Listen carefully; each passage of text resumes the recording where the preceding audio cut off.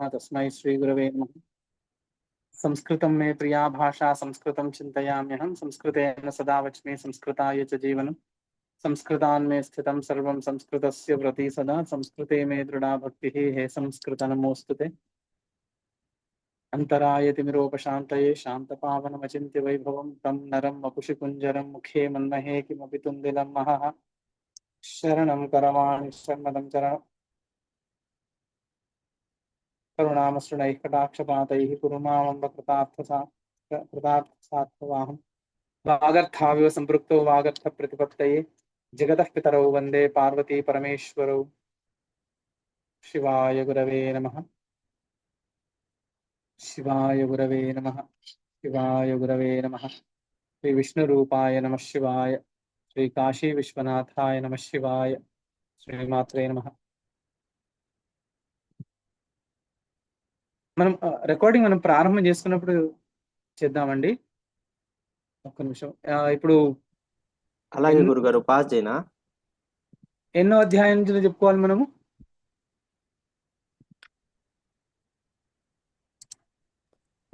ఏడవ సర్గ చెప్తున్నాను. ఏడవ సర్గ నుంచి చెప్తున్నామా? ఏడవ సర్గ ఆశీర్వాద పూర్వకంగా ఉంది. అక్కడి నుంచి చెప్పారు, కొంత చెప్పారు. అక్కడ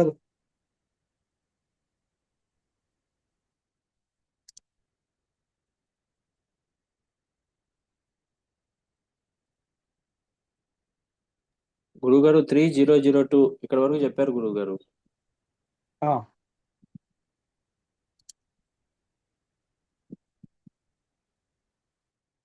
దీంట్లో 7వ శ్లోకం వరకు చెప్పుకున్నాం. ఎక్కడ దాకా ఎన్ని శ్లోకాలు చెప్పుకున్నామండి?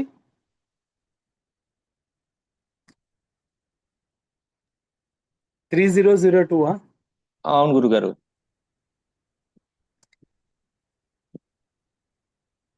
అంతేనా? 4-5 శ్లోకాలు చెప్పుకున్నాం, అంతేనా? అంతే గురుగారు. సరే, మనం ప్రారంభం. ఇది 8వ సర్గ అనుకుంటా కదా గురుగారు? ఇది 7వ సర్గ అయిపోయిందా?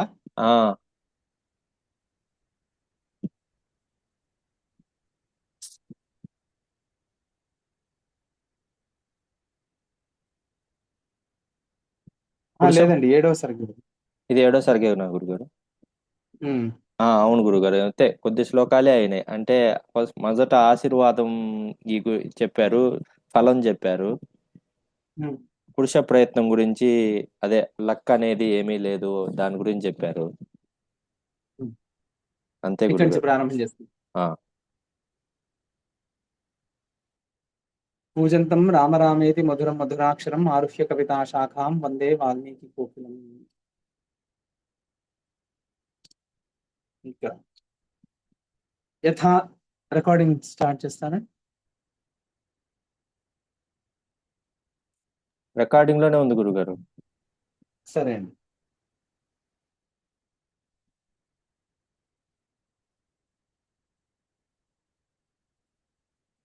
యథా సంవేదనం చేతస్తథా తత్సంపదం రుచ్ఛతి తథైవ కాయశ్చలతి తథైవ ఫలభోక్తృత.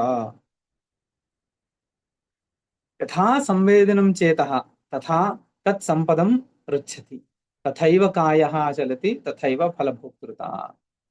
మనస్సులో ఎలాంటి విషయం స్ఫురిస్తుందో చిత్తం కూడా అలాంటి ఆకారమే. సంవేదనం అంటే ఆలోచన. ఎలాంటి ఆలోచన ఉంటుందో అలాంటి ఆకారమే చిత్తం కూడా పొందుతుంది. ఇంద్రియాలన్నీ కూడా దాని నుండే, ప్రయత్నం కూడా అక్కడి నుంచే వస్తుంది. ఆ ప్రయత్నం వల్ల క్రియ వల్ల ఫలం ఉంటుంది. మొత్తానికి దీనికి కారణం ఏమంటున్నాం అంటే, మనసులో ఎలాంటి ఆలోచనలు ఉన్నాయో దానికి అవే ఇవన్నిటికీ కారణం అని అంటున్నాం. ఇప్పుడు నేను అనుకున్నవి ఏవి జరగట్లేదండి, ఇవన్నీ చాలా మంది మాట్లాడుతుంటారు.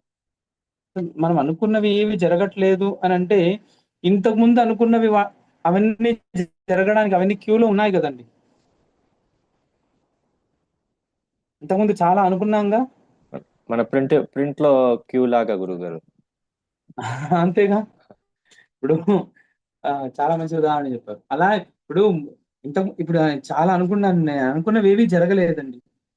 అయితే ఇప్పుడు ఇంతకుముందు చాలా ఇప్పుడు అనుకున్నవి జరగాలి అంటే మా ఉపదేశం ఎలా చాలా మంది చేస్తారు. ఇప్పుడు అన్ని చోట్లలో చేసే ఉపదేశం, గతంలో ఏం జరిగిందో మర్చిపో, స్టార్ట్ ఫ్రెష్ అంటారు. అంటే గతంలో జరిగినవన్నీ, గతంలో నేను అనుకున్నవన్నీ ఇప్పుడు జరగాల్సిన అవసరం లేదు.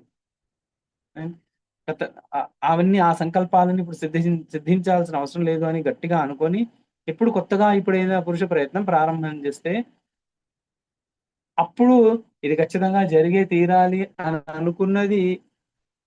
అనుకున్న దానికంటే ఇప్పుడున్న సంకల్పం బలంగా గట్టిగా ఉంటే, అప్పుడు వెనకాల అనుకున్నవి అవన్నీ కార్యరూపం దాల్చు. ఈ ఈ జీవిత సత్యాన్ని మనకి ఏ గ్రంథంలో ఎక్కడా చెప్పుండవు. ఇక్కడ వశిష్ఠుల వారు మాత్రమే ఉపదేశం చేస్తున్నారు. ఇప్పుడు ప్రారంధం అన్నది జరిగే తీరుతుంది. లక్ష్య ఛేదనకు వదిలిన బాణం లాంటిది. అంటే ఆ లక్ష్యాన్ని గూర్చి వదిలిన బాణం ప్రతిదీ కూడా లక్ష్యాన్ని చేరాలని ఏమీ లేదుగా. దాన్ని మధ్యలో ఆపవచ్చు కూడా, దానికి ప్రత్యస్త్రం వేసి. శస్త్రాన్ని దానికి ప్రత్యస్త్రం కానీ వేసి దాన్ని ఛేదించవచ్చు. ఇక్కడ కూడా అంతే. ఇంకా నా ప్రారంధం అండి, ఇంకా నేను జరగదు, నేనేమనుకున్నా జరగట్లేదు, ఇక నేను ఏమి అనుకోను, నేను ఇంకా అంత వదిలేస్తాను ఇవన్నీ అని అధైర్యపడాల్సిన అవసరం లేదు. ఆబాలమేతత్ సంసిద్ధం ఎత్ర ఎత్ర యథా యథా దైవం తు న క్వచిదృష్టం అతో జగతి పౌరుషం.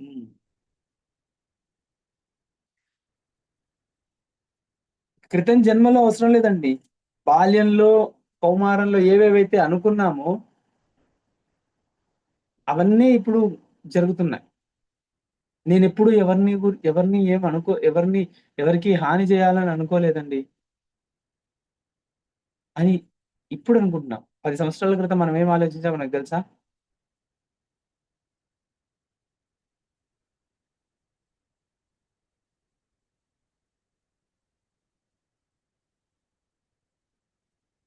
తెలియదు మనం.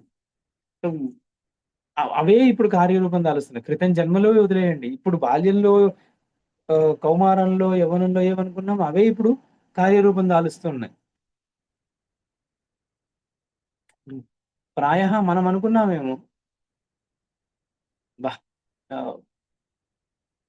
అమ్మా నాన్న దగ్గర ఏముంటాం, మనం బయటికి వెళ్ళి ఉండిపోవచ్చు, లేదా అత్తగారు మామగారు వీళ్ళకి సేవ చేస్తూ మనం ఏముండాలి, మనం బయటికి వెళ్ళిపోవచ్చు అని మనం అనుకున్నామా? అవే మనకిప్పుడు మన పట్ల మన కొడుకు కోడలు అలా ఆలోచించేట్టుగా చేస్తున్నాయేమో.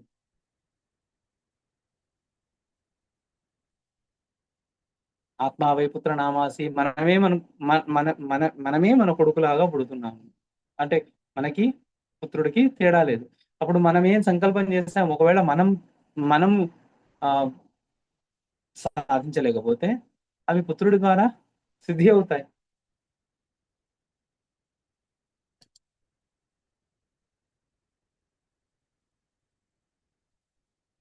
ఆబాలమేదత్ సంసిద్ధం ఎత్ర ఎత్ర యథా యథా దైవం తు న క్వచిద్ దృష్టం అతో జగతి పౌరుషం. ఇక్కడ దైవం అనేటువంటిది ఎక్కడా లేదండి.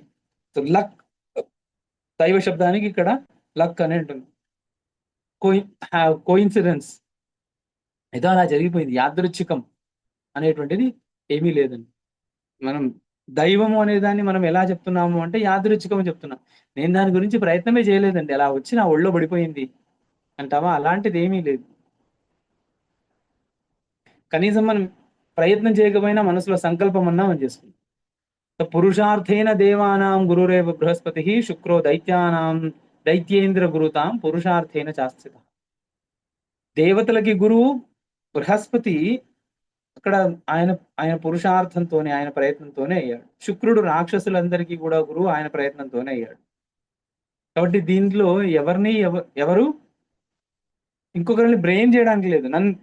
ఈశ్వర నన్నెందుకు రాక్షసులకి గురువుగా చేశావు అని శుక్రుడు అనడానికి లేదు, శుక్రాచార్యుడు అనడానికి లేదు. ఎందుకు అంటే ఇక్కడ ఈశ్వరుడు ఎవరికి ఏమీ ఇవ్వట్లేదు. ఈశ్వరుడు ఇస్తున్నాడు అని మనం ఏ రోజైతే అనుకుంటామో అప్పుడు ఈశ్వరుడికి రాగద్వేషాలు అంటించాల్సి వస్తుంది. ఈశ్వరుడికే రాగద్వేషాలు అనిపిస్తే ఇంకా రాగద్వేషాలను వదిలేయమని మనకున్న ఉపదేశం ఎలా కుదురుతుంది?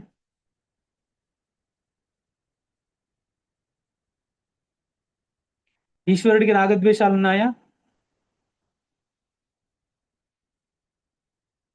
లేవు గురుగారు. ఇవాళ రోజున పెద్ద కన్ఫ్యూజన్ ఉంది కదండి. ఆ అసలు మేమంతా మహిషాసుర వంశం వాళ్ళము, మమ్మల్ని అందరిని అణగదొక్కేశారు అని, అందుకే మేము మహిషాసుర జయంతి చేస్తున్నాం అని అయితే మూర్ఖులు ఎవరైతే ఆలోచిస్తున్నారో, మహిషాసురుడి యొక్క కృత్యమే అతన్ని అణగదీసింది. ఏ దైవము చేయలేదు అని వాళ్ళు ఆలోచించలేకపోతున్నారు.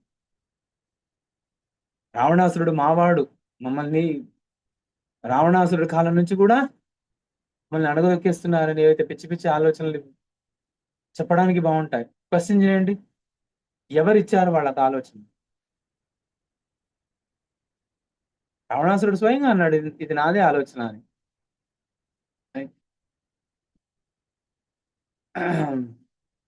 దైన్య దారిద్ర్య దుఃఖార్తాః అపి సాధో నరోత్తమాః పౌరుషేణైవ యత్నైవ యాతా యాతా దేవేంద్ర తుల్యతాం.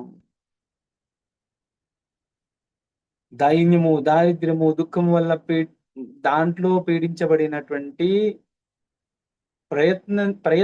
ప్రయత్నశీలులైనటువంటి చాలా మంది పురుష బలం చేత ఇంద్రులు కూడా అయ్యారు. ఇప్పుడున్నటువంటి పురంధరుడు ఉన్నాడు, తను క్రితం జన్మలో చేసినటువంటి పురుష ప్రయత్నం 100 అశ్వమేధ యాగాలు చేసినందుకు ఆయన ఇంద్ర పదవిని పొందాడు.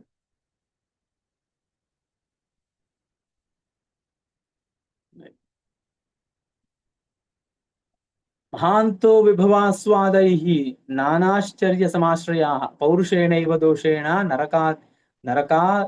నరకా అతిథితాం గతాః.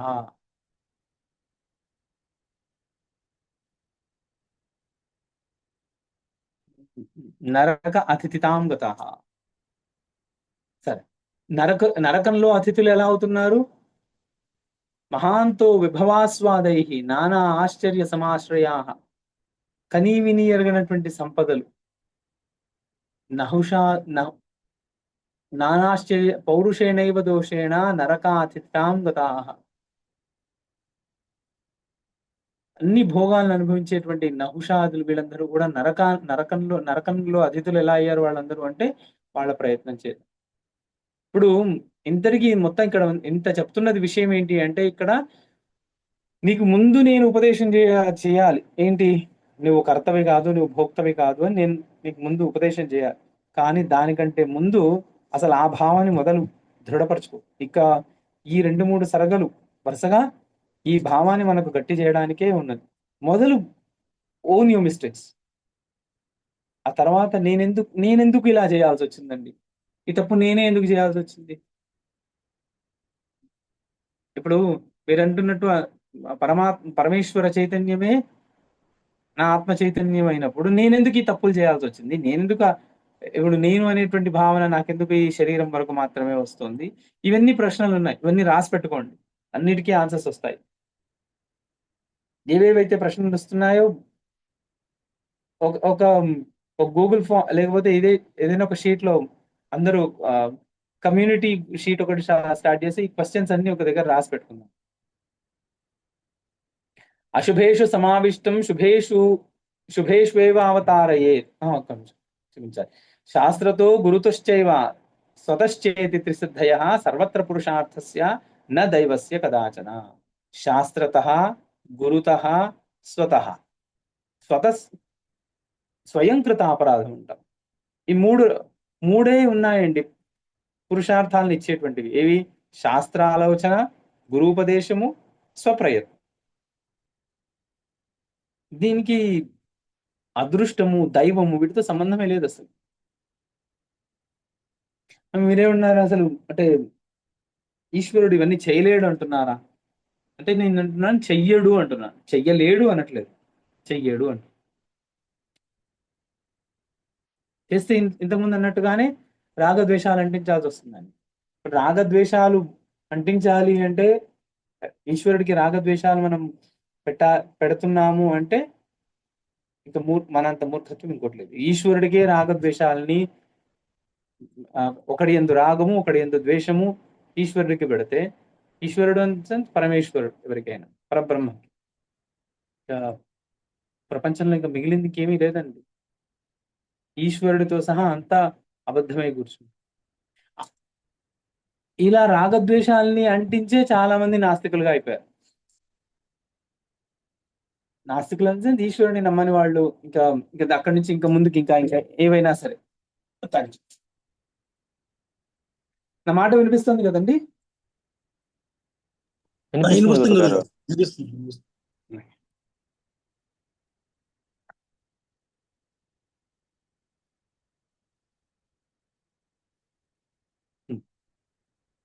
అశుభేషు సమావిష్టం శుభేష్వేవ అవతారయేత్ ప్రయత్నాత్ చిత్తమిత్యేష సర్వశాస్త్రార్థ సంగ్రహం.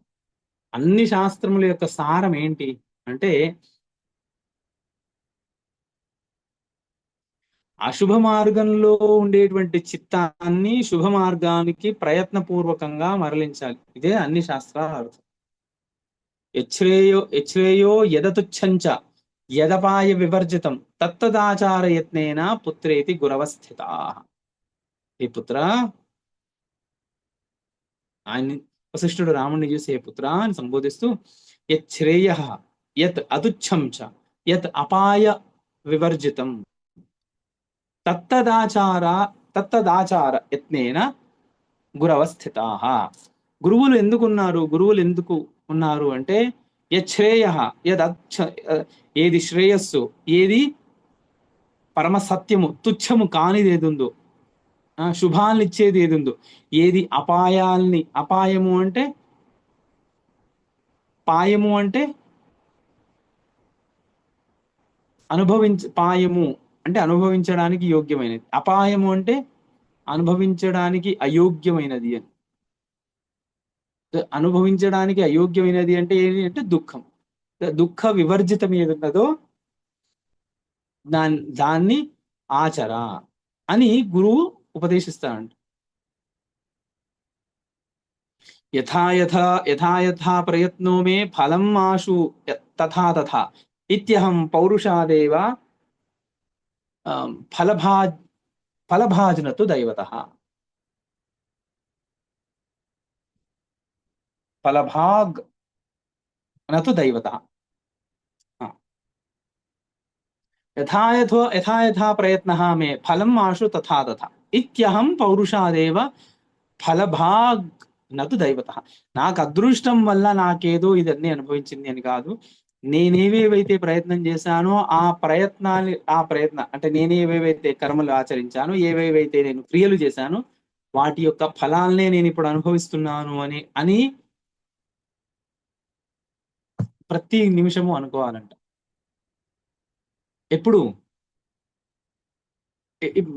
మనం actually first few steps of righteous path, ధర్మ మార్గంలో మనం వెళ్తున్నప్పుడు మన ఫస్ట్ ఫ్యూ స్టెప్స్ ఎలా ఉండాలి అంటే ఇది ఫస్ట్ ఫ్యూ స్టెప్స్. పౌరుషాద్ దృశ్యతే సిద్ధి పౌరుషాద్ ధీమతాం క్రమః దైవమాశ్వాసన మాత్రం దుఃఖే పేలవ బుద్ధిషు. పౌరుషాద్ దృశ్యతే సిద్ధి, పౌరుషం వల్లనే సిద్ధి కనిపిస్తుంది. పౌరుషాద్ ధీమతాం క్రమః, ఎవరైతే ధీమంతులు ఉన్నారో, ఎవరైతే సాధువులు ఉన్నారు, ధీమంతులు అంటే బుద్ధిమంతులు అంటే సాధువులు, ఎవరైతే యుక్తిని ఆశ్రయించి శుభాశుభాల్ని ధర్మాధర్మాల్ని విచారించగలవారో వాళ్ళు బుద్ధిమంతులు. క్లాస్లో ఫస్ట్ వస్తే బుద్ధిమంతుడు కాదు. పౌరుష బల మావాడు చాలా బుద్ధిమంతుడు అని చెప్తుంటారు చాలా మంది నాకు. అన్నిటికీ డెఫినేషన్స్ మారిపోయాయి. అపాయము అంటే ఏదో డేంజర్, అబద్ధము అంటే దానికి ఇంకా ఇంగ్లీష్లో ట్రాన్స్లేషన్ లై అంతే. శాస్త్ర విరుద్ధం చెప్పింది అబద్ధం అండి. శాస్త్ర విరుద్ధమైనటువంటి మాటకి అబద్ధము అని పేరు. ఏదైతే అనుభవించడానికి యోగ్యం కానిదో అది అపాయం. ఇలా చాలానే మనం తెలుగులో మార్చేప్పుడు దాన్ని అర్థం విచిత్రంగా చేసి మార్చుకుంటాం, అందుకే మనకు కాస్త ఇబ్బందిగా ఉంటుంది. సరే, పురుషాద్ దృశ్యతే సిద్ధి పురుషాద్ ధీమతాం క్రమః దైవమాశ్వాసన మాత్రం దుఃఖే పేలవ బుద్ధిషు. పురుష బలంతోనే కార్యసిద్ధి ఉంది. బుద్ధిమంతులు ఈ పౌరుష బలాన్ని ఆశ్రయించే వాళ్ళు కార్యాలని చేస్తారు. అయితే దైవం ఆశ్వాసన మాత్రం దుఃఖే పేలవ బుద్ధిషు. దుఃఖంలో పేలవ బుద్ధి గలవాళ్ళు, చాలా ఆ పేలవమైనటువంటి బుద్ధి గలవాళ్ళు, పిరికి పందలకి వాళ్ళకి ఆశ్వాసన ఇవ్వడానికి మాత్రమే దైవం, అదృష్టం ఇలాంటి పదాలు ప్రయోగిస్తాం. ప్రత్యక్ష ప్రముఖైర్నిత్యం ప్రమాణైః పౌరుషక్రమః ఫలితో దృశ్యతే లోకే దేశాంతర గమాదికః.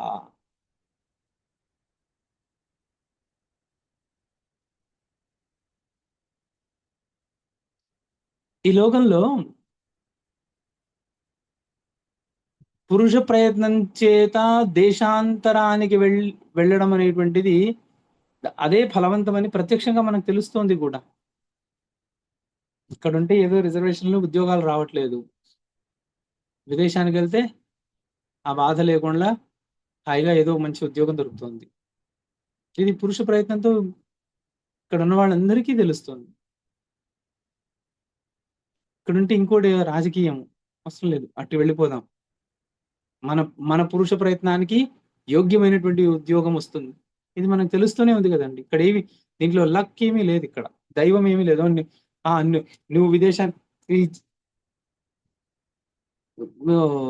మీరు ఎవరైనా సరే జ్యోతిష్కుడి దగ్గరికి వెళ్ళి చెప్పండి, ఇతను దేశాంతరానికి వెళ్తే బాగుపడతాడండి, విదేశాలకు వెళ్తాడు, మనకు చెప్పడానికి చాలా మంచి మంచి మాటలు చెప్తాడు. వీడు విదేశానికి వెళ్తాడు అంటే వెంటనే మా పిల్లవాడు విదేశానికి వెళ్ళిపోతాడు అని చెప్పేసి చాలా సంతోషపడిపోతుంటారు. ఏముంది, ఎందుకు వెళ్ళాలి వెళ్ళాలి, నేను దాన్ని తప్పు పట్టట్లేదు, కానీ అదే పరమావధి కాదు, అదే జీవితానికి పరమావధి కాదు. కానీ అయితే పురుష ప్రయత్నంతో ఎవరైతే దేశాంతరకు వెళ్తున్నారో వాళ్ళు ఫలాన్ని ఇక్కడ స్వదేశంలో ఉండి అనుభవించినటువంటి ఫలాన్ని వాళ్ళు అనుభవిస్తున్నారు. అది ప్రత్యక్షంతో తెలుస్తూనే ఉంది. ఇక్కడ కూడా మిగతా అంతే. పౌరుషేణ దురంతేభ్య సంకటేభ్య సుబుద్ధయ సముత్తరంతి యత్నేన నతు మోఘతయానయా. ఇప్పుడు కొంతమంది అంటారు అన్ని నేను చేసుకున్నానండి. ఇప్పుడు ఉదాహరణకి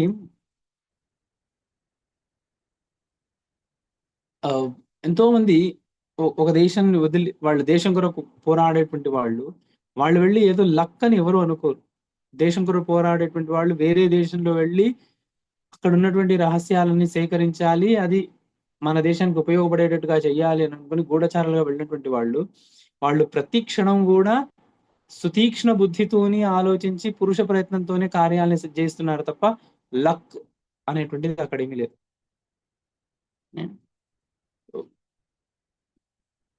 యో యో యథా ప్రయతతే న సత్తత్ఫలైః తత్తత్ఫలైః ఫలైక భాగ్ నతు తూష్ణీం స్థితేనేహ కేనచిత్ ప్రాప్యతే ఫలం.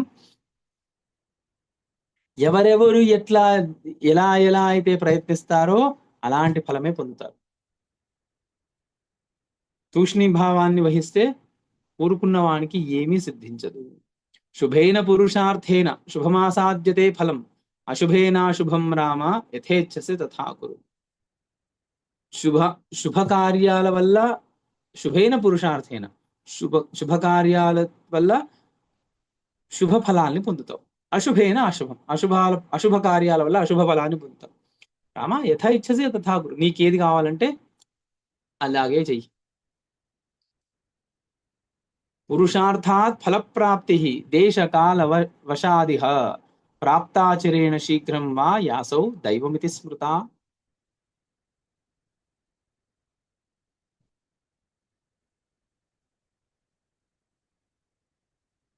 ఇప్పుడు మామూలుగా లోకంలో దైవం అనేది దేన్ని అంటున్నారు అంటే వెంటనే వచ్చేటువంటి ఫలం కానీ లేకపోతే ఆలస్యంగా వచ్చేటువంటి ఫలం కానీ. మాకు ఈశ్వరానుగ్రహంతో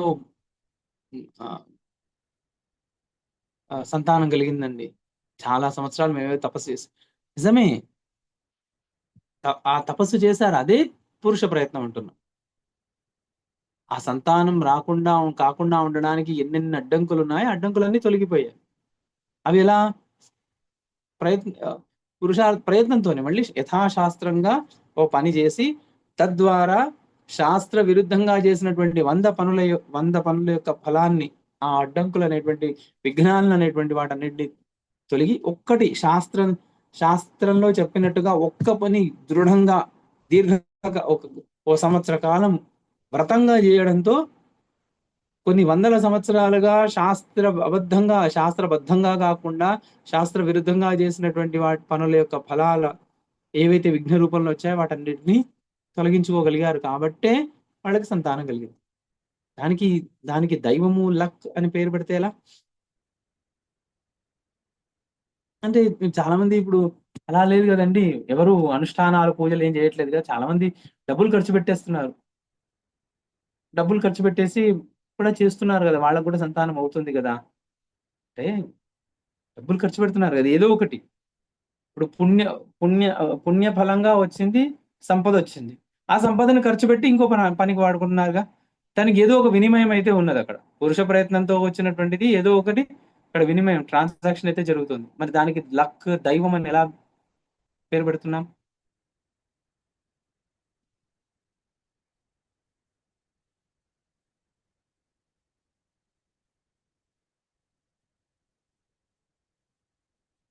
నైవం దృశ్యతే దృష్ట్యా నచ లోకాంతరే స్థితం ముక్తం దైవాభిధానేన స్వర్గలోకే కర్మణః ఫలం స్వర్లోకే కర్మణః ఫలం.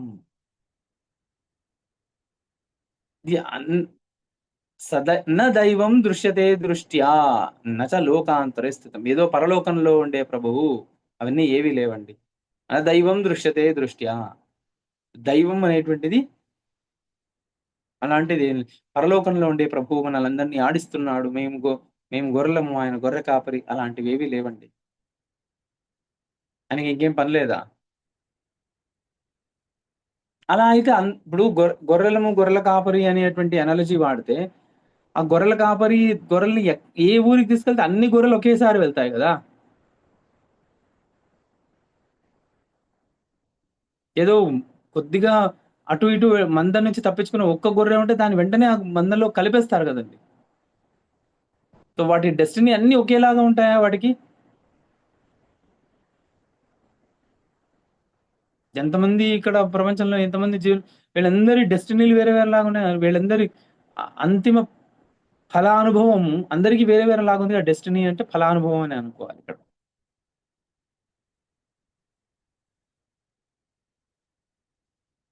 ఎవరు మాట్లాడరే? లేదు గురుగారు, ఆలోచిస్తున్నాము. పురుషో జాయతే లోకే వర్ధతే జీర్యతే పునః న తత్ర దృశ్యతే దైవం జరా యౌవన బాల్యవత్. పురుషః జాయతే లోకే, లోకంలో జీవుడు పుడుతున్నాడు. జీవుడు అని ఎప్పుడు ఎవరైతే అనుకుంటున్నామో వాడు పుడుతున్నాడు, పెరుగుతున్నాడు, ముసలివాడు అవుతున్నాడు. అలా జరా, యవ్వనము, బాల్యాలు ఇవన్నీ కూడా, ముసలితనము, యవ్వనము, బాల్యం ప్రత్యక్షమైనట్టు దైవం కనపడట్లేదే.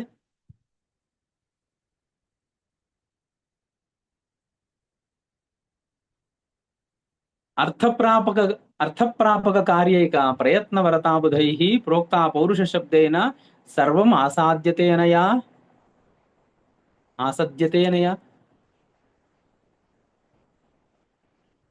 పరమార్థాన్ని సాధించేటువంటి యత్నాన్నే సాధువులు, బుద్ధిమంతులు పౌరుషం అంటారు. దీనివల్లనే అభీష్టాలు, ఎవరెవరికి ఏ అభీష్టాలు ఉన్నాయో అభీష్టాలు అర్థప్రాపక కార్య ఏకా ప్రయత్నవరతాబుధై ప్రోక్త పౌరుష శబ్దేన. పౌరుష శబ్దము అనేటువంటి దానికి అర్థము బుధులు ఏమంటున్నారంటే పురుషార్థ ప్రాపక కార్యానికి పౌరుషం అని అంటున్నారు. దేశాంతర ప్రాప్తి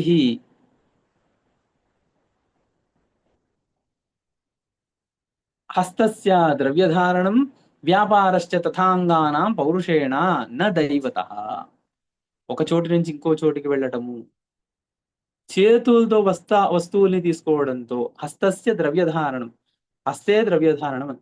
చేతుల్లో ద్రవ్యాన్ని పట్టుకోవడం దగ్గర నుంచి చిన్న చిన్న దగ్గర ఇంద్రియ ప్రయత్నాలు ఇవన్నీ కూడా చిన్న చిన్న ఇంద్రియ ప్రయత్నాల ద్వారా సిద్ధించే కార్యాల నుంచి పెద్ద పెద్దవన్నీ కూడా పౌరుష బలంతోనే జరుగుతున్నాయి.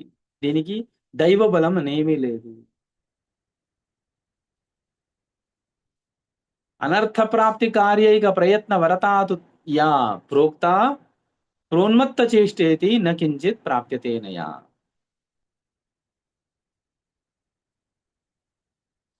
అయితే చెడుని గూర్చి ఏదైతే పురుష ప్రయత్నాన్ని వృధా చేయడం ఉన్నదో, అనర్థ ప్రాప్తికి దానికి పురుష ప్రయత్నం చేయడం ఏదైతే ఉందో అది పిచ్చి పని. దానివల్ల ఒరిగేది ఏమీ లేదు. అది ఉన్మత్త చేష్ట అనే దాన్ని చెప్పాలి. క్రియయా స్పందధర్మిణ్యా స్వార్థ సాధకతా స్వయం సాధు సంగమ సచ్ఛాస్త్ర తీక్ష్ణయోన్నియతే ధియా. ఏవేవి మనల్ని పురుష ప్రయత్నానికి పురుషార్థాలకి ఏవైతే దారి తీయగలంటే సత్సంగము, సచ్ఛాస్త్ర పర్యాలోచనము, దానివల్ల కలిగినటువంటి బుద్ధి నిశ్చయము, అంగస్పందన వ్యాపారం చేత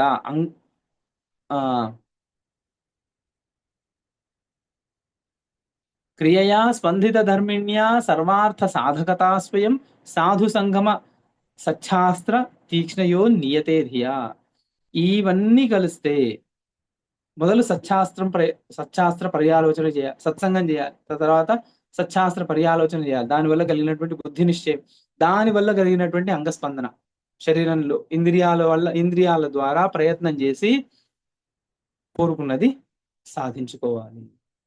అనంత సమతానందం పరమార్థం స్వకం విదుః సయేభ్య ప్రాప్యతే యత్నాత్ సేవ్యాస్తే శాస్త్ర సాధవః.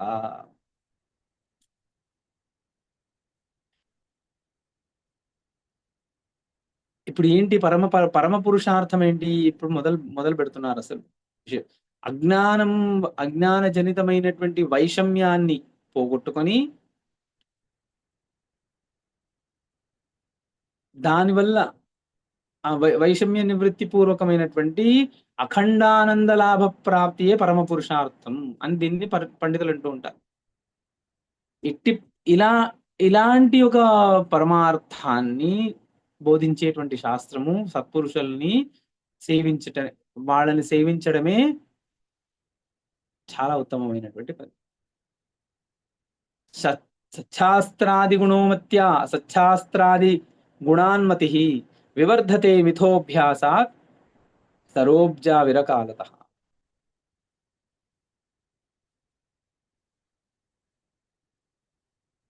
సరోజౌ ఇవ కాలతః, సరోజావివ కాలతః, సరోబ్జావివ.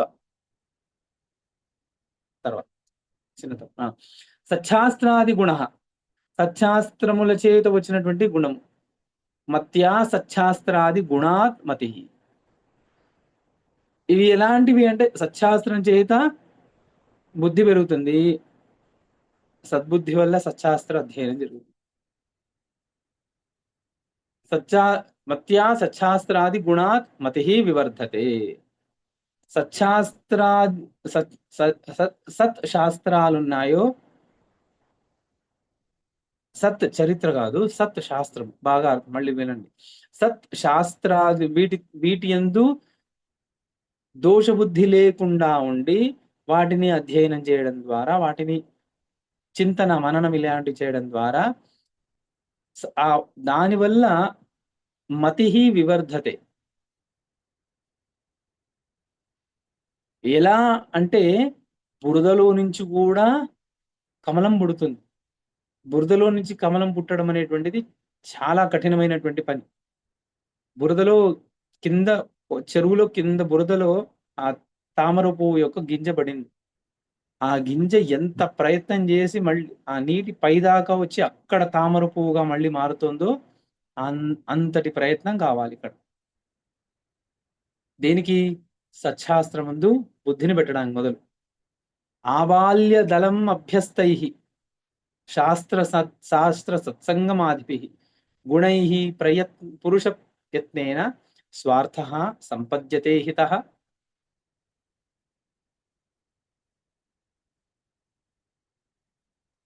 బాల్యము నుండి ఎప్పుడో రిటైర్ అయ్యాక వేదాంతము అని అలా లేదండి. బాల్యం నుండి, చిన్నతనం నుండే సత్శాస్త్రాలని అభ్యసిస్తే పురుష ప్రయత్నంతో హితకరమైనటువంటి స్వ అర్థాన్ని, స్వార్థ సంపద్యతే, ఏదైతే స్వార్థం అండి వీడికి అని. ఆ స్వార్థం వేరు, తెలుగులో మనం ఇక్కడ మాట్లాడుతున్నటువంటి స్వార్థం సిద్ధిస్తుంది అంటే ఇన్ని శాస్త్రాలు చదివి స్వార్థం పెంచుకోవడానికండి అంటే ఆ స్వార్థం కాదు, స్వ అర్థం ఏంటి, స్వాత్మార్థం. స్వార్థం అంటే స్వాత్మార్థము అంటే మోక్షము.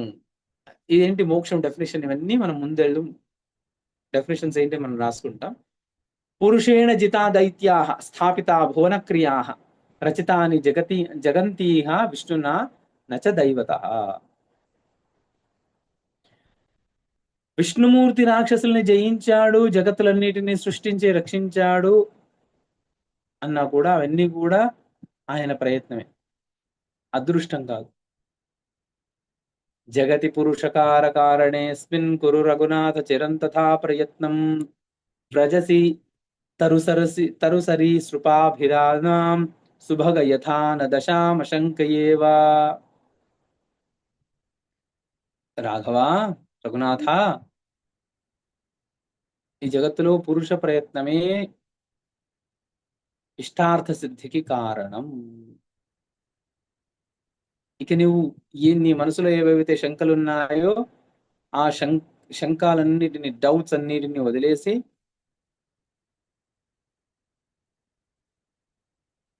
తరు సరీసృపాభిధానం, వృక్షాలు, పాములు ఇవన్నీ కూడా ఎలాగైతే అనుకుంటున్నాయో నాకు నీళ్లు అందుతున్నాయంటే నా అదృష్టం అని వృక్షాలు, పాములు, పశువులన్నీ అనుకుంటున్నాయి. అది పశుభావాన్ని వదిలేసి, అది పశుభావం, అవన్నీ అనుకుంటాయంట. నాకు ఈరోజు ఆహా నా అదృష్టం ఎలా ఉంది అంటే నా ముందుకు ఎలక వచ్చేసింది అని పాము అనుకుంటుంది.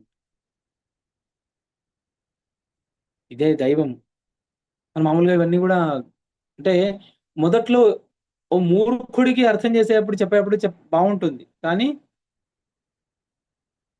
కొద్దిపాటి వైరాగ్యం వచ్చిన వాడికైనా మనము అలా చెప్పలేము. అంటే నిజమే కానీ ఏదైతే సత్యం ఏదైతే ఉందో దాన్ని చాలా రకాలుగా మనము చెబుతూ ఉంటాం. అంటే అవతలి వాడి యొక్క మనస్థితిని బట్టి, వాడు అర్థం చేసుకునే స్థితిని బట్టి. కాబట్టి ఇదే నిజము అని చెప్పడానికి చాలా కష్టం. వాడి దృష్టిలో వాడికి అంతే చెప్పాలి. పాపం ఎవడో చాలా ఇబ్బంది పడుతూ ఇంట్లో ఎవరో ఒకరు ప్రియ బంధువులు, తల్లియో తండ్రియో పోగొట్టుకుని కూర్చున్న వాడిని వాడి దగ్గరికి వెళ్ళి సాంత్వన చెప్పడానికి నీవు చేసుకున్న కర్మేరా ఇలా నిన్ను ఈ రోజు ఈ కారణం అని అన్నావు అనుకోండి, వాడు మనం తన్ని పంపిస్తాడు.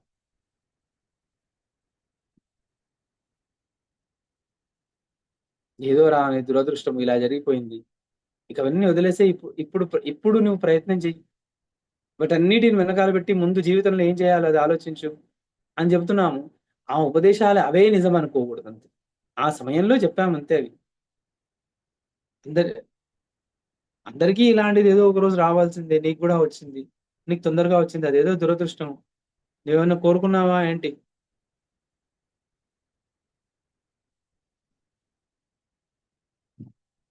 అంటే ఏమో ఏ జన్మలో ఏమనుకున్నామో తెలియదు.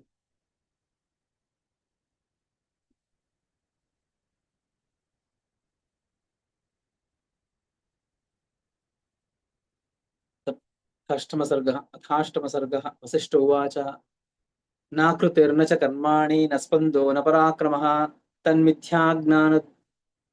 తన్మిథ్యాజ్ఞానవద్రూఢం దైవం నామ కిముచ్యతే.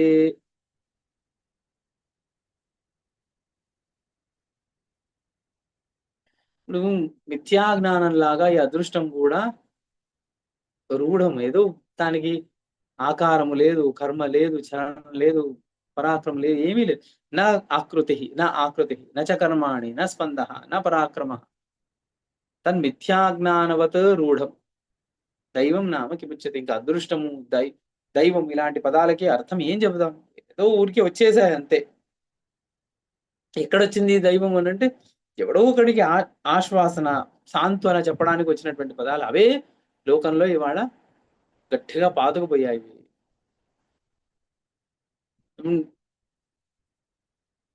సుఖంలో చాలా సంతోషంలో ఉన్నాడు, వాడికి వెళ్ళి ఏం ఎంత నీ అదృష్టం అలా ఏం లేదురా, నువ్వేదో చేసుకున్నావు, మంచి పని చేసుకున్నావు, అందుకే నీకు ఇలా వచ్చిందంటే వెంటనే వాడిని ఇంకా అలా చెప్పిన వాడిని ఇంకోసారి వాడి సుఖంలో వాడికి చెప్పను కూడా చెప్పడు. వాడి జీవితంలో ఇంకేమైనా కూడా వాడిని పిలవ కూడా పిలవడు. మీకే ₹1,00,00,000 లాటరీ తగిలింది అనుకోండి రాఘవేంద్ర గారు,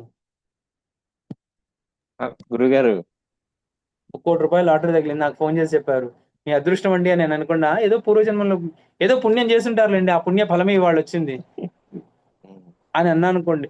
మీరు నాకు ఎందుకు చెప్పారు? అదృష్టము ఈశ్వరానుగ్రహం మీకు కలిగింది అని ఇలాంటి మాటలు వినాలని నాకు ఫోన్ చేశారు. ఈశ్వరానుగ్రహం అన్ని ఏం లేవండి, మీ ప్రయత్నం వల్ల వచ్చింది, కానీ ఏదో మంచి కార్యాలకు వినండి అంటే ఏంటి అంటే నేనేదో మంచి మాట నాకేదో నా జీవితంలో మంచి జరిగింది అది చెప్పాలని ఫోన్ చేస్తే మాట్లాడితే ఇలా చెప్తున్నారేంటి అంటే ఈయనకి కుళ్ళు, ఈయనకు రాలేదని చెప్పేసి.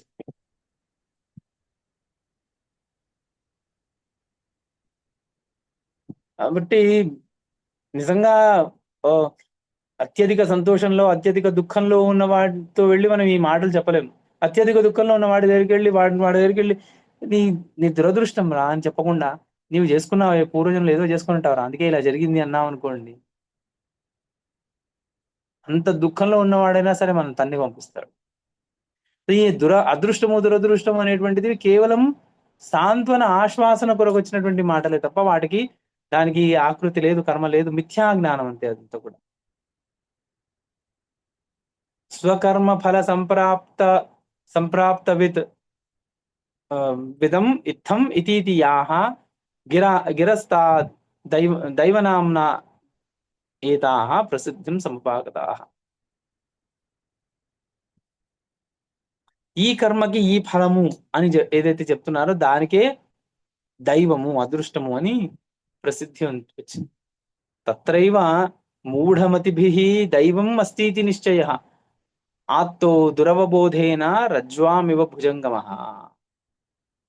ఇంకా అలాంటి సందర్భంలో విన్నటువంటి ఉపదేశం ఏమైపోతుందంటే బాగా మనసుకు నాటుకుపోతుంది.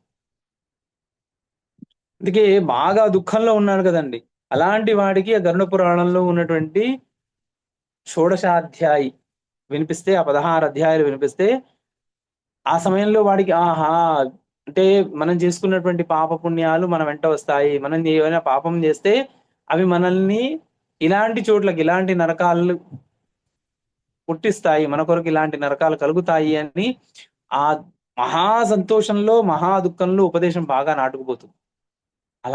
అలా నాటుకుపోయింది. అలాంటి సమయంలోనే చెప్పాలి అని అంటున్నారు. అందుకు ఏం చేశారంటే గరుడ పురాణం ఆ 16 షోడశాధ్యాయిని మీరు ఆ 10 రోజుల్లో వినండి అని అంటున్నారు. అంటే వింటే ఏమవుతుంది?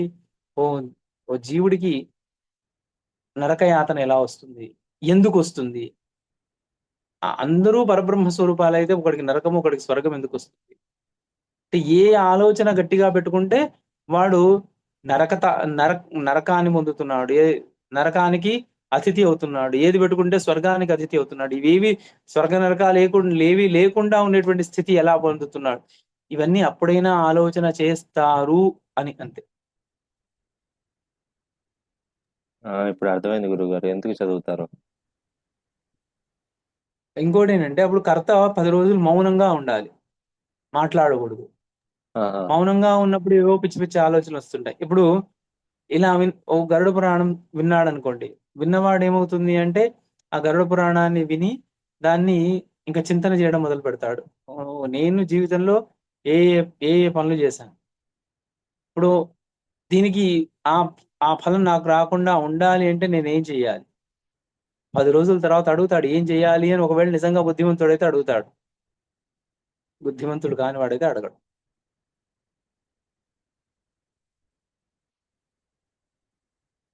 తత్రైవ మూఢమతిభిః దైవం అస్తి ఇది నిశ్చయః.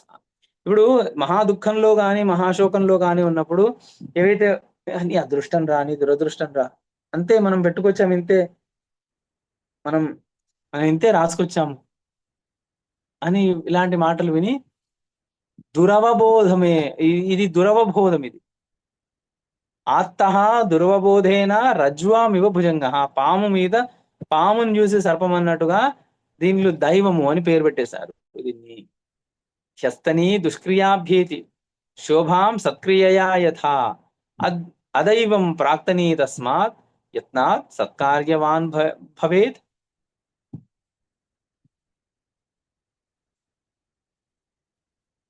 ఒకవేళ ఒక పని చేసామండి, అది వెంటనే సత్కార్యం వల్ల మంచిగా మారిపోయినట్టు ప్రాక్తన కర్మ కూడా ప్రయత్నిస్తే శుభప్రదం అవుతుంది.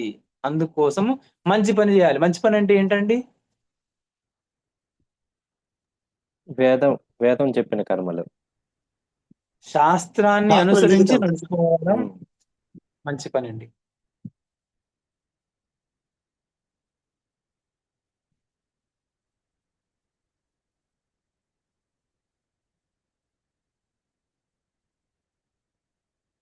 మూఢానుమాన సంసిద్ధం దైవం యస్యాస్తి దుర్మతేః దైవాద్ దాహోస్తి నైవేతి గంతవ్యం తేన పావకే.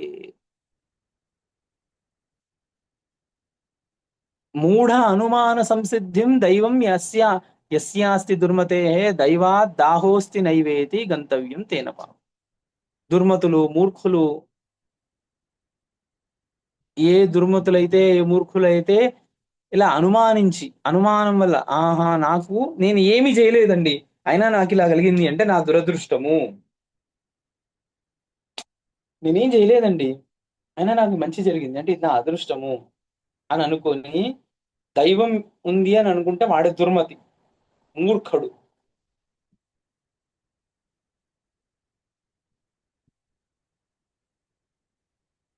అలాంటి వాళ్ళు ఒకవేళ అలా దైవం ఉంది, నా అదృష్టము, దైవ బలం చేత అదృష్ట బలం చేత అన్ని నడుస్తున్నాయి అని వాడంటే అలాంటి వాళ్ళు అగ్నిలో పడి దూకి చచ్చిపోవడం మంచిది అంటున్నారు వశిష్ఠుల వారు. దైవా దాహోస్తి నైవేతి గంతవ్యం తేన గంతవ్యం. వాళ్ళు అగ్నిలో దూకి చావడమే మంచిది. తేన పావకే, అగ్నిలో అలాంటి వాడి చేత అగ్నిలో దూకి చనిపోవడమే మంచిది అంటున్నా. ఎంత మాట అన్నారు. దైవయేవాహ చేత్ కర్తృపుంసః కిమివ చేష్టయా స్నానదాన ఆసన ఉచ్చారాన్ దైవమేవ కరిష్యతి. ఇప్పుడు దైవానికే కర్తృత్వం ఉంటే ఇంకా పురుష ప్రయత్నం ఎందుకండి? ఇక్కడ ఏమంటాడు, ఇప్పుడు అందరూ ఆల్రెడీ మీ పాపముల కొరకే ప్రభువు మరణించను, మీ పాపము కొరకే ప్రభువు రక్తముని చిందించను అని అంటే ఇంక మళ్ళీ మనం మళ్ళీ మనకు ఇలాంటి కష్టాలు ఎందుకు వస్తున్నాయంటే మిమ్మల్ని దైవము పరీక్షిస్తున్నది, మిమ్మల్ని ఆ యెహోవా పరీక్షిస్తున్నాడు. ఎందుకు పరీక్షిస్తాడు? అలాగే పిచ్చా వాడికి ఏమన్నా?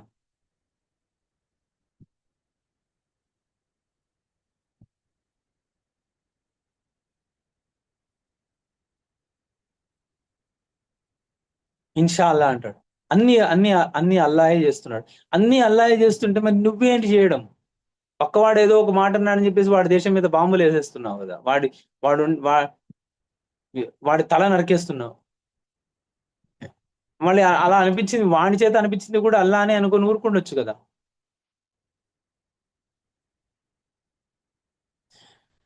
ఒకవేళ ఇలా అంటే తప్పు, వాడిని నేను నరకంలో పడేస్తాను అంటే నువ్వెవడు శిక్షించడానికి? ఇంకా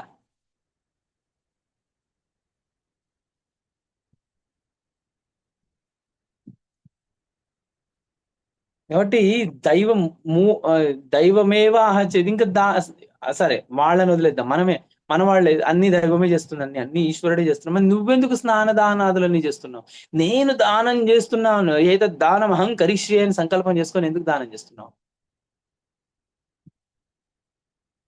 సకలాభీష్ట ప్రాప్తయే సువర్ణ దానం అహంకరిష్యే అని ఎందుకు చేస్తుంది? దైవమే చేసుకొని. కింవా శాస్త్రోపదేశేన మూకోయం పురుష కిల సంచార్యతే తు దైవేన కిం కస్యేహ ఉపదిశ్యతే.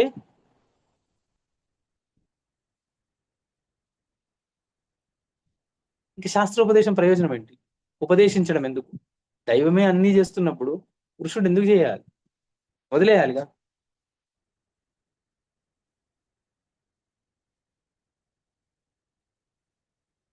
నచా నిస్పందితాలోకే దృష్టే శవతాం వినా స్పందాచ ఫల సంప్రాప్తి తస్మాత్ దైవం నిరర్థకం. శవం తప్ప ప్రయత్నించకుండా ఉండేది ఇంకొకటి లేదు ఈ లోకంలో. అన్నిటి కూడా ప్రయత్నం వల్లే వాటికి ఫలం లభిస్తుంది. అందుకోసం అదృష్టం అనేటువంటిది నిష్ప్రయోజనం. ఇంకా ఇలాంటి అదృష్టాన్ని నమ్ముకునేటువంటి వాళ్ళని ఇంకా బాగా తిడుతున్నారు గట్టిగా.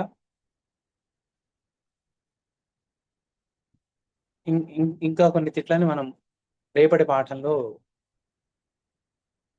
అనుభవిద్దాం.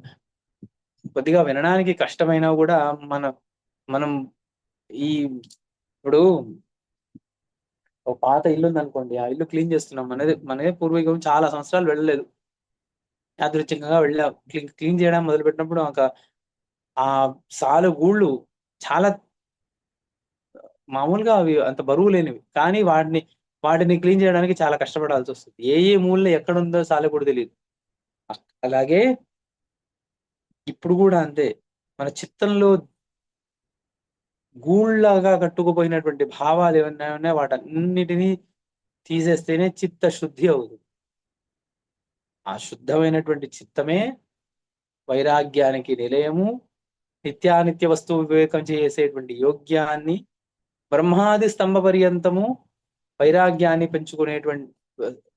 పొందేటువంటి పాత్రతని బ్రహ్మాది స్తంభ పర్యంతం ఉండేటువంటి వైరాగ్యానికి పాత్రత, నిత్యానిత్య వస్తు వివేకం చేయడానికి కావాల్సినటువంటి యోగ్యత, శమధమాదులన్నీ సాధించడానికి కావాల్సినటువంటి పట్టుత, ఇవన్నీ సిద్ధిస్తాయి. మనం చేసేటువంటి స్తోత్ర పారాయణ ఇవన్నీ చేత మనకు చిత్తశుద్ధి కలగాలండి, అంతే. ఇప్పుడు ఇది చేయండి, మీకు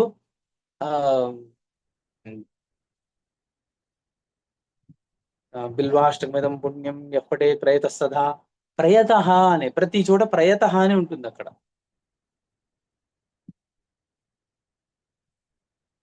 ఒక్కసారి చదివేసి నాకు ఫలం రావాలని చెప్పట్లేదు. ప్రయత అలా చదువుతూ ఆ నామాలు, అక్కడ ఉన్నటువంటి నామాలు, త్రిదళం త్రిగుణాకారం త్రినేత్రం చ త్రియాయుధం త్రిజన్మ పాప సంహారం ఏకబిల్వం శివాష్టకం ఏమంటున్నారు? ఏకబిల్వం శివార్పణం. శివ శివ శివ శివ అనే నామం 5 సార్లు, ఆ మొత్తానికి వచ్చిన స్తోత్రంలో 5 సార్లు చదివి 5 సార్లు శివ శివ శివ శివ శివ అని, అలా రోజు త్రిసంధ్యం ఎప్పటిన్నర 3 సంధ్యల్లో ఎవడైతే శివ శివ శివ శివ శివ అంటున్నాడో వాడికి శివ సాహిత్యం వస్తుంది. అలా అనడం వల్ల ఏమైంది? ఎవరి శివుడు? అన్నిటినీ నడిపించేవాడు అని వస్తే ఆయన అన్నిటిని నడిపించాల్సిన అవసరం ఎందుకు వచ్చింది? ఇవన్నీ ప్రశ్నలు బయలుదేరాలండి. అప్పుడే మనం చేస్తున్నటువంటి స్తోత్ర పారాయణానికి, ఏ స్తోత్రానికైనా పారాయణానికైనా సార్థకత. అలా లేదు, ఇంకొకలాగా ఈ స్తోత్రం చదవడం వల్ల నాకు అదృష్టం పెరిగిపోయి ₹1 కోటి లాటరీలో వచ్చేస్తాయి అని ఎవరైతే అనుకుంటాడో అలాంటి మూర్ఖుడు అగ్నిలో దొక్కి చావడమే మంచిది. గురువుగారు, ఇంకొందరు అయితే అసలు స్తోత్రం చదివిన తర్వాత ఆ ఫలశ్రుతి భాగాన్ని ఎత్తేస్తున్నారు గురుగారు. అది ఎంతవరకు కరెక్ట్ గురుగారు? అంటే మేము ఫలాన్ని ఆశించట్లేదు అని అనుకోవడానికి ఆ ఫలశ్రుతి భాగాన్ని అసలు దాన్నే తీసేసి అంతవరకే ఆపేస్తున్నారు శ్లోకం వరకే. ఫలశ్రుతి చదవాలండి.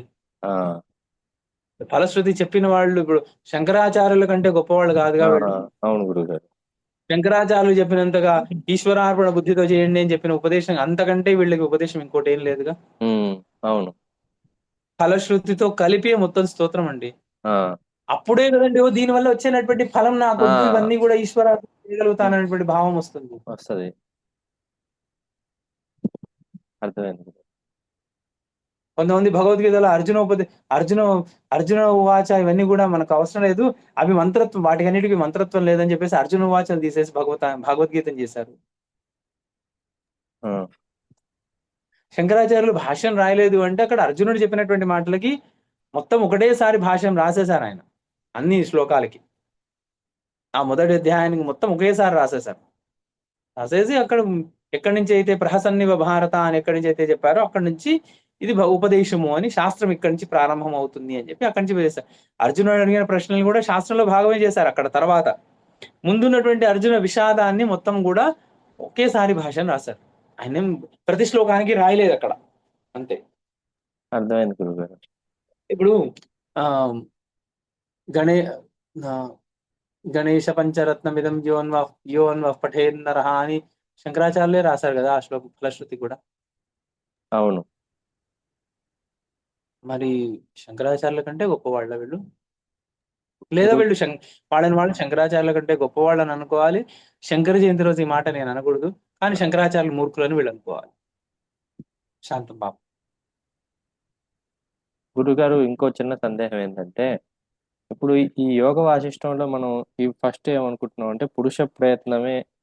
ఇప్పుడు ఇప్పుడు ఏదైనా మనం ఇప్పుడు యోగ వాసిష్టం పారాయణ చేస్తాం అనుకోండి గురుగారు, ఇది ఎలా చెప్తుందో అలా భావిస్తూ వెళ్ళడమే, ఇదే కదా మెయిన్, అంటే అధ్యయనం ఇదే కదా గురుగారు.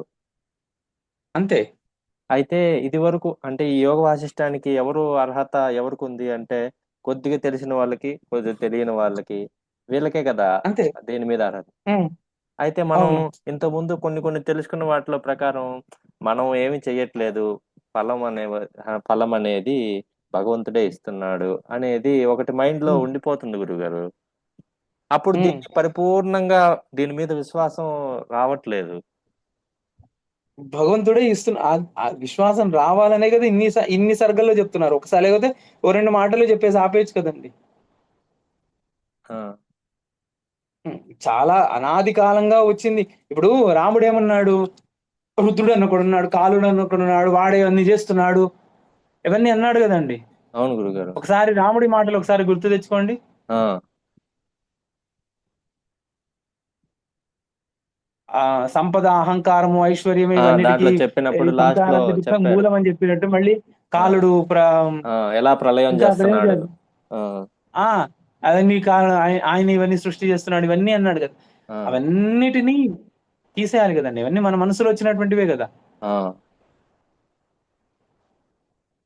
సరే గురుగారు. మనం అన్ని ఈశ్వరుడే చేస్తున్నాడు అని చెప్పడం అనేటువంటిది, అప్పుడు ఉమ్, అన్ని ఈశ్వరుడు చేస్తున్నాడు అంటే ప్రతి ఒక్కటి అలాగే అనుకోవాలి. ఉమ్, అలా అనుకోవట్లేదు, మనం సెలెక్టివ్ గానే అనుకుంటున్నాం. ఆ. అంటే ఇప్పుడు అవన్నీ మైండ్ లో తీసేసి యోగ వాసిష్టం ఎలా చెప్తుందో అలాగే విశ్వసిస్తూ ముందుకెళ్ళడం ఉత్తమమైంది, అంతే కదా గురుగారు. ఇది స్టెప్ బై స్టెప్ ప్రాసెస్ అండి.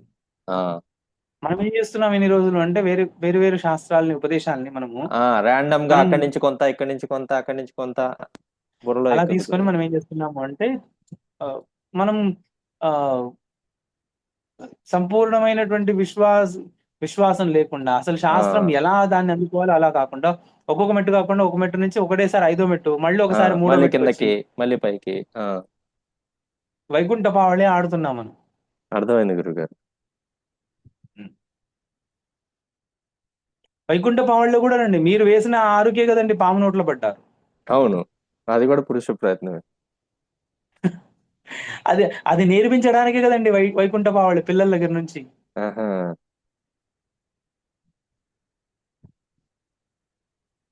అర్థమైంది గురుగారు.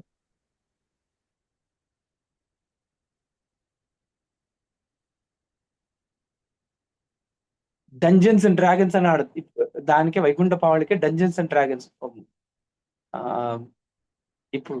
కానీ దాంట్లో తత్వం బోధించలేముగా. మామూలు మనం పాత కాలంలో ఆడుకున్న ఆ షీటు చూస్తే దాంట్లో చాలా ఉంటాయి గురుగారు. అంటే యజ్ఞం వల్ల ఈ మెట్టు, ఈ నిచ్చెన, ఉమ్, దైవలోకం చేరుకుంటాం, అలా చాలా ఉన్నాయి.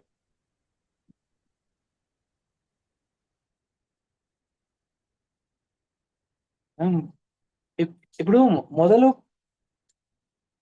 అసలు ఎవరూ చేయట్లేదండి పని. అంటే ఇప్పుడు ఇప్పుడు మొదలు కర్తృత్వాన్ని మనం పూర్తిగా అలవాటు చేసి తర్వాత మెల్లిమెల్లిగా తర్వాత మెట్లో ఆ కర్తృత్వాన్ని మొత్తం తీసేస్తాం. ఆ, ఇదే మొదటి నుంచి చెప్తున్నాం. ఇప్పుడు ఉమ్, మనం ఏంటంటే సగం కర్తృత్వము సగం సగం సగం కొన్ని చోట్లలో మాత్రమే ఎక్కడెక్కడైతే మనకు ఇష్టమో అక్కడ మాత్రమే మన కర్తృత్వాన్ని మన మీద పెట్టుకొని ఉమ్, మిగతా చోట్లలో అదృష్టానికి వదిలేస్తున్నాం. ఉమ్, మీకు కొన్నిసార్లు ఈశ్వరుడు చేస్తున్నాడు అని అంటున్నాం. ఆ, సంపూర్ణ కర్తృత్వం మొదలు ఇప్పుడు మన దగ్గర పెట్టుకుంటేనే అప్పుడు పూర్తిగా తీసేయొచ్చు. ఉమ్, మీకు ఉదాహరణ కూడా చెప్పాను, కలుపుని మొదలు పెరగనిచ్చి అవును తర్వాత అవును తీసేస్తారు. తీసేస్తాం. అంటే ఇప్పుడు కూడా మనం మనం ఈ తత్వాన్ని అసలు ముందు మిగతా అన్ని తీసేసి ఇదే ఎక్కించుకోవాలి. అంతేనండి. This should have been the first lesson in Vedanta. ఆ, అర్థమైంది అక్కడ గురుగారు.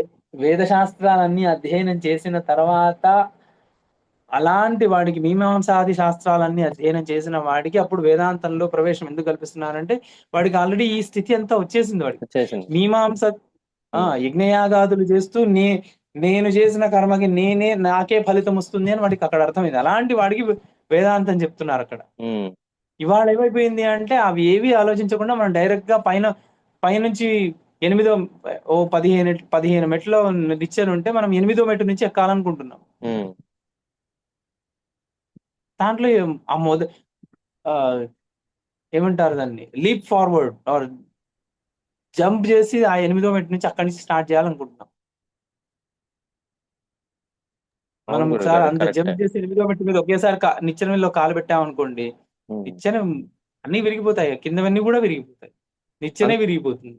అందుకనే మనకి ఏదైనా సుఖం వచ్చినా దుఃఖం వచ్చినా అంటే ప్రతిసారి దుఃఖం వచ్చినప్పుడు వేరే వేరే వేరే వేరే ఆలోచనలు వస్తున్నాయి. ప్రతిసారి సుఖం వచ్చినప్పుడు కూడా ఒక్కటే రావట్లేదు, వేరు వేరు వస్తున్నాయి. ఎందుకంటే మనం పూర్తి కర్తృత్వం తీసుకోలేదు ఇంతవరకు. అవును. అర్థమైంది గురు. నేను ఇంతకు ముందు ఆలోచించిన దానికి ఇంతకు ముందు చేసిన దానికి ఇవాళ ఈ ఫలం వచ్చింది అని మనం గట్టిగా నమ్మగలిగితే మనం ఎందుకు మనకెందుకు ఈ ఫలం వచ్చింది, ఎందుకు ఈ కర్తృత్వం వచ్చింది, ఎందుకు భోక్తృత్వం వచ్చింది అని తర్వాత చెప్పే విషయం బాగా అర్థమవుతుంది. ఆ,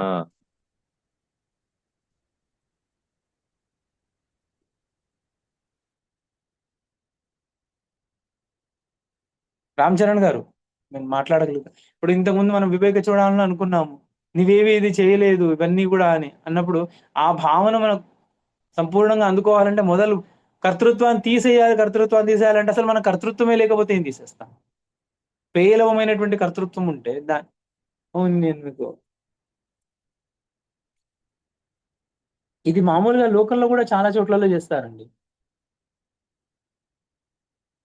ఆ, రామ్ చరణ్ గారు ఈ అనాలజీ ఉన్నారా, మాట్లాడగలుగుతారా ఆయన? సరే, ఇంకా అందరికీ సమయం అయిపోయినట్టుంది, ఒక్కొక్కరుగా వదిలేస్తున్నారు. మనం ఈ మిగతా విషయాలు రేపు పాటల్లో మాట్లాడుకుందాం. అలాగే గురుగారు. గురు బ్రహ్మ గురు విష్ణు గురుర్దేవో మహేశ్వర గురు సాక్షాత్ పరబ్రహ్మ తస్మై శ్రీ గురవే నమః. సంస్కృతం మే ప్రియా భాషా సంస్కృతం చింతయామ్యహం సంస్కృతేన సదా వచ్మి సంస్కృతాయ చ జీవనం సంస్కృతాన్మే స్థితం సర్వం సంస్కృతస్య ప్రతి సదా సంస్కృతే మే దృఢా భక్తిః. హే సంస్కృత నమోస్తు. శివాయ గురవే నమః. శ్రీ విష్ణు రూపాయ నమః శివాయ. శ్రీ కాశీ విశ్వనాథాయ నమః శివాయ. శ్రీమాత్రే నమః. నమస్కారం అండి. నమస్కారం. ధన్యవాదాలు గురుగారు. నమస్కారం గురుగారు, ధన్యవాదాలు. నమస్కారం. ధన్యవాదాలండి గురుగారు.